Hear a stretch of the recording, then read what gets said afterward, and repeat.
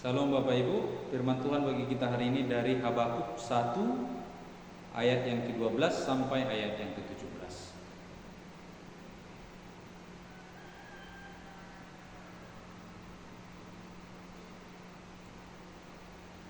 Bapak Ibu dan Saudara yang terkasih dalam nama Tuhan Yesus Kristus, sebagai makhluk yang diperlengkapi dengan akal pikiran, kita kerap bertanya tentang peristiwa-peristiwa yang terjadi di sekitar kita, apalagi peristiwa itu menarik perhatian, menyita perhatian.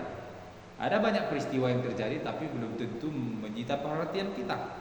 Tapi kalau ini katakanlah sesuatu yang menyita perhatian, apalagi misalnya kalau kejadian itu janggal begitu. Janggal.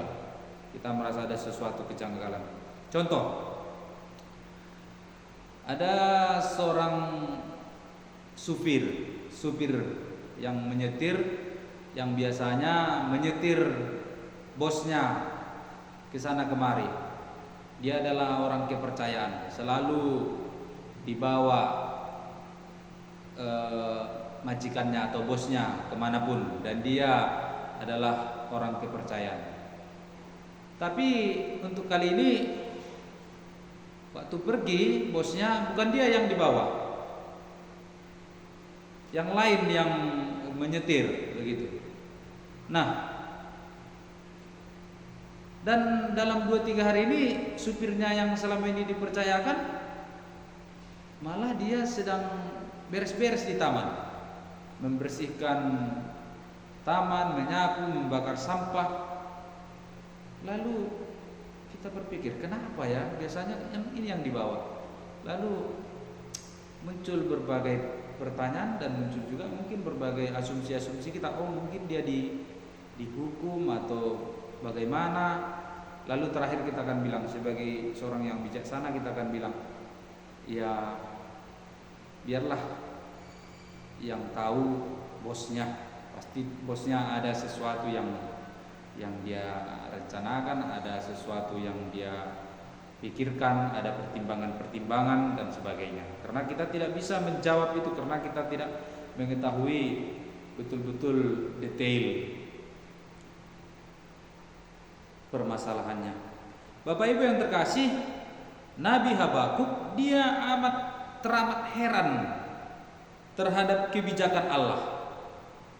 Bukan hanya karena penasaran akan jawaban Tuhan, tapi bisa katakan Habakuk 1 ayat 12 sampai 17 ini, bahkan keseluruhan pasal 1 ini, Bapak Ibu, ini adalah sebagai bentuk kritik, ya, kritik protes daripada Nabi Habakuk yang sebenarnya dia sendiri tidak berhak memprotes itu, tetapi karena dia dipenuhi dengan akal, ya maka dia melontarkan pertanyaan-pertanyaan itu ketika dia melihat sesuatu yang terjadi pada bangsanya, dan dia bertanya, mengapa Allah justru memakai suku Kasdim dari Babel yang dipakai Allah untuk menghukum orang-orang Yehuda, yang notabene orang Kasdim ini bukan lebih baik, bukan lebih kudus, bukan lebih suci, bukan umat pilihan,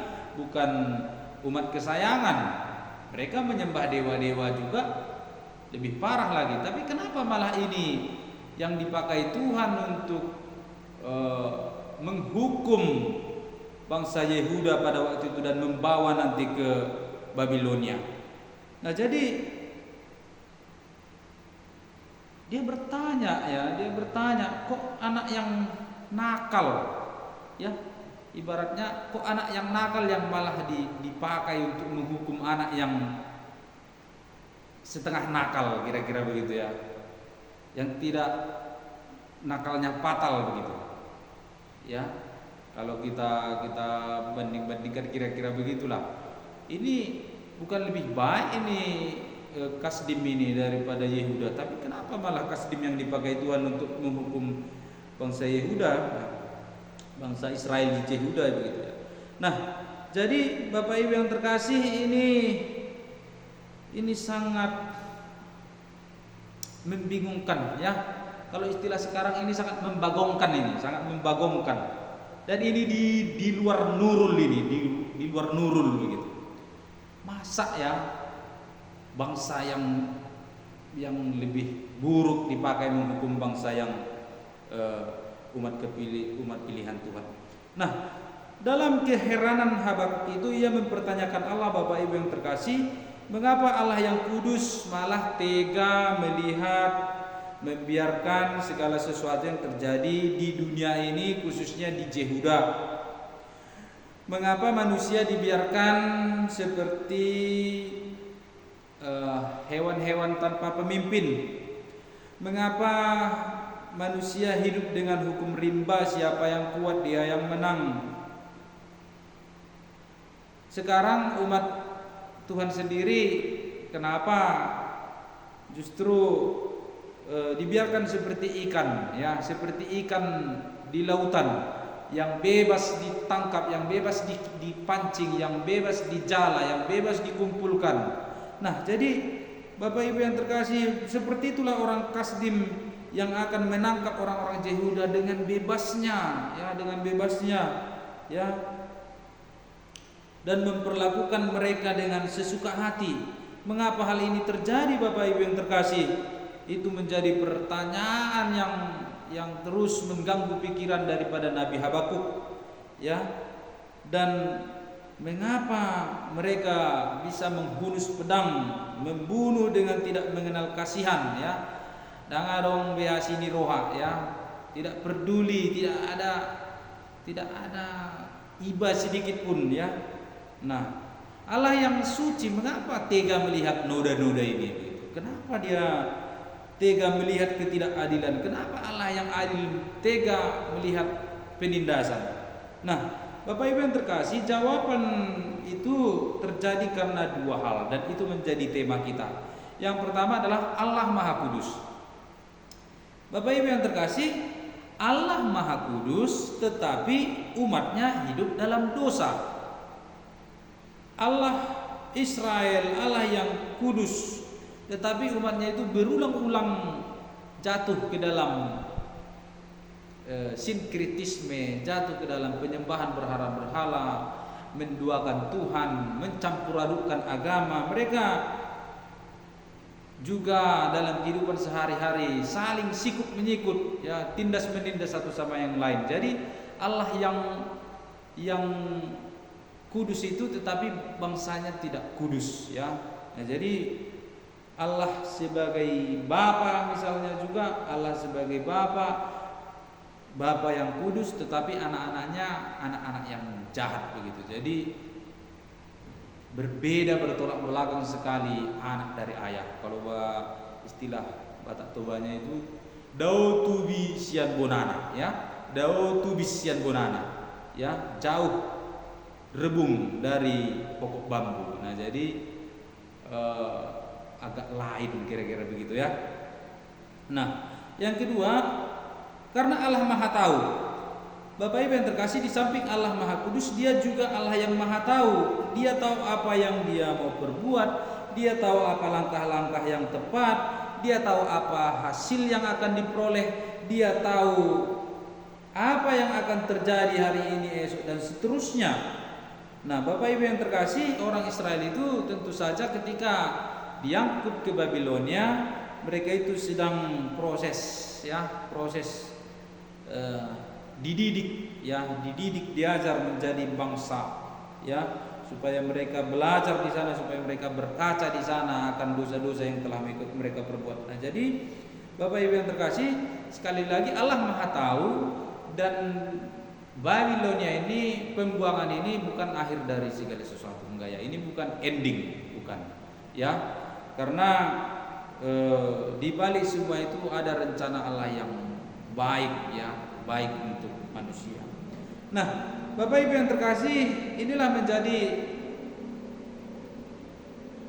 pelajaran penting bagi kita sebagai orang-orang Kristen. Yang pertama, Allah kita adalah Allah yang Maha Kudus. Ya. Allah kita adalah Allah yang Maha Kudus. Karena itu jagalah status kita sebagai umat-umat Allah yang kudus, begitu. Jangan nanti Sudah tahu kita Allah kita kudus, tapi kita malah banyak nodanya begitu. Nah, jadi kita mengingat ya bahwa Allah kita adalah Allah yang kudus. Karena itu jangan beri diri kita untuk noda dosa, meskipun noda dosa ini tentu saja ya lebih menggiurkan ya, lebih menggiurkan.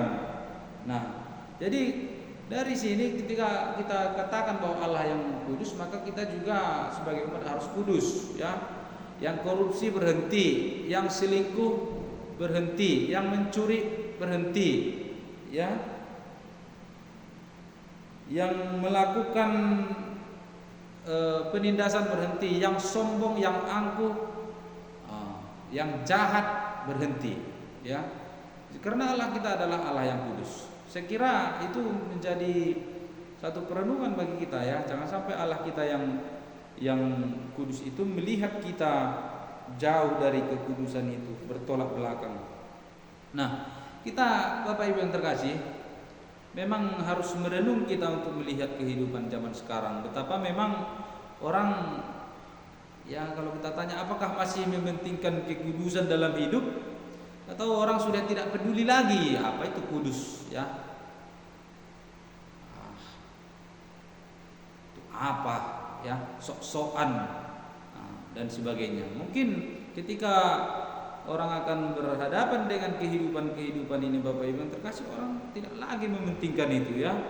Nah, mulai contoh-contoh orang korupsi, penipuan, selingkuh ya, sampai kepada misalnya contoh-contoh konkret sekarang ke media sosial ya. Media sosial ada orang yang live ya, live di media sosial supaya mendapatkan gift ya, mendapatkan hadiah dari penonton, supaya dapat paus ya, supaya dapat pemberian-pemberian, lalu udah menghilangkan norma-norma kekudusan, menghilangkan norma-norma adat, menghilangkan norma kesopanan, menghilangkan adab ya. Nah, jadi ini penting kita tekankan tentang kekudusan. Yang kedua adalah Allah Maha Tahu. Kalau disebut Allah Maha Tahu Bapak Ibu yang terkasih, berarti serba tahu, serba tahu. Beda dengan manusia. Seorang manusia dia bisa tahu penyebab, tapi dia belum tentu tahu peristiwa. Seseorang bisa tahu peristiwa, belum tentu tahu penyebab. Seseorang tahu penyebab, tapi belum tentu tahu solusi. Ya, seorang tahu peristiwa, belum tentu tahu solusi. Jadi kalau Allah kita itu dia Allah yang maha tahu ya. Ya, benar-benar memahami, ya, benar-benar mengetahui. Nah, Bapak Ibu yang terkasih, lengkap ya, komprehensif, dia mengetahui itu semuanya ya. Kehidupan bangsa Israel, ya, motifnya apa, lalu apa tindakan yang mau dilakukan, lalu apa solusinya, apa hasil yang dicapai dari Babel, dia tahu. Nah, Bapak Ibu yang terkasih, karena itu Bapak Ibu yang terkasih, hukuman bagi bangsa Israel memang membingungkan ya, memang membingungkan bagi Habakuk. Nah, tetapi Habakuk sendiri dia menyadari bahwa Allah lebih tahu kok begitu. Sehingga nanti di ayat-ayat yang terakhir itu di pasal 3 Habakuk berkata, sekalipun pohon ara tidak berbunga, pohon anggur tidak berbuah, hasil pohon zaitun mengecewakan, ladang-ladang tidak menghasilkan, kambing domba terhalau dari kurungan, dan tidak ada lembu sapi dalam kandang, namun aku akan bersorak-sorak dalam Tuhan, beria-ria dalam Allah yang menyelamatkan aku. Jadi Habakuk pada akhirnya menyadari bahwa Allah jauh lebih tahu rencana yang dia lakukan. Nah, oleh karena itu Bapak Ibu yang terkasih, demikian juga dalam hidup kita sekarang, bahwa mungkin saja kehidupan kita membingungkan, kadang mungkin janggal, ya, kadang mengherankan. Kita mungkin bertanya, kenapa saya harus menderita? Bukan saya lebih buruk dari orang lain? Saya bukan salah, tapi saya yang menanggung. Kenapa saya harus mengalami ini? Mengapa saya belum mendapatkan solusi? Bapak Ibu yang terkasih, hidup kita yang penuh misteri dan membingungkan bagi pikiran kita, tapi pastinya tidak membingungkan bagi Allah. Pasti itu. Membingungkan manusia tetapi tidak membingungkan bagi Allah, karena Dia Allah yang benar-benar mengetahui apa yang perlu bagi kita, apa yang mampu kita terima, apa yang cocok bagi kita, apa yang bermanfaat bagi kita. Dia benar-benar tahu, Bapak Ibu yang terkasih, di dalam kehidupan kita, ya, ketika kita mengalami masalah atau sakit penyakit, ya bisa saja Allah sedang mendidik kita, mungkin supaya kita mendekatkan diri kepadanya, mungkin supaya kita bertobat, mungkin supaya kita mau berbagi, mungkin kita mau ditempah menjadi lebih kuat. Jadi ada banyak alasan, ada banyak maksud rencana Tuhan dalam hidup kita, dan hanya Dia yang Maha tahu untuk semuanya itu. Kita mungkin hanya tahu ya sedikit-sedikit, begitulah ya. Nah, jadi Bapak Ibu yang terkasih, lihatlah ya, contohnya Yusuf saja ya. Yusuf saja dibuang oleh saudara-saudaranya, dijual, dan dia menderita di rumah Potifar dan dia di penjara. Tapi rupa-rupanya dia sedang dipersiapkan menjadi orang yang hebat. Nah, jadi dalam kehidupan kita ini pun sesuatu yang membingungkan itu bukan berarti suatu petaka, tidak ya. Kadang-kadang sesuatu yang membingungkan itu dalam keadaan sulit pun kita bisa saja itu menjadi rencana yang baik dari Tuhan. Nah, jadi Bapak Ibu yang terkasih di dalam nama Tuhan Yesus Kristus, bila kita mengalami sesuatu hal yang tidak menyenangkan, bahkan mungkin membuat pundak kita begitu berat, dari firman ini kita belajar supaya kita jangan buru-buru menyalahkan Tuhan, dan mari beri ruang di hati kita Bapak Ibu. Katakanlah, Tuhan, Engkau Maha tahu, Engkau Maha kudus, dan Engkau mengerti apa yang sedang Kau rencanakan ya dalam hidupku. Nah, Bapak Ibu yang terkasih, Allah kita adalah Allah yang baik, Allah yang penuh kasih, dan Dia lebih tahu daripada kita tentang apa yang mau dilakukan bagi kita. Ya, kita imani saja, Dia akan memberikan yang terbaik dengan caranya yang tidak terbatas itu. Saya mengutip firman Tuhan dari Efesus 3 ayat 18 sampai 21. Aku berdoa supaya kamu bersama-sama dengan segala orang kudus dapat memahami betapa lebarnya dan panjangnya dan tingginya dan dalamnya kasih Kristus, dan dapat mengenal kasih itu sekalipun ia melampaui segala pengetahuan. Aku berdoa supaya kamu dipenuhi di dalam seluruh kepenuhan Allah. Bagi Dialah yang dapat melakukan jauh lebih banyak daripada yang kita doakan atau pikirkan, seperti yang ternyata dari kuasa yang bekerja dalam kita. Bagi Dialah kemuliaan di dalam jemaat dan di dalam Kristus Yesus turun-temurun sampai selama-lamanya. Amin. Mari kita berdoa. Terima kasih Tuhan, Engkau sudah mengajar kami dari pengalaman iman Nabi Habakuk akan sesuatu yang mengganjal di dalam hatinya, melihat hal-hal yang kurang pantas menurut pikirannya sebagai seorang nabi. Tuhan, kami juga kadang-kadang dalam hidup kami bertanya, kami bingung, kami merasa banyak kejanggalan-kejanggalan. Tapi perjalanan hidup kami, suka duka dan hal-hal yang tidak kami pahami sekalipun, kami percaya Tuhan punya kehendak yang jauh lebih baik di dalam hidup kami. Terima kasih Tuhan, Engkau Maha tahu, dan Engkau Maha tahu memberikan yang terbaik dalam hidup kami.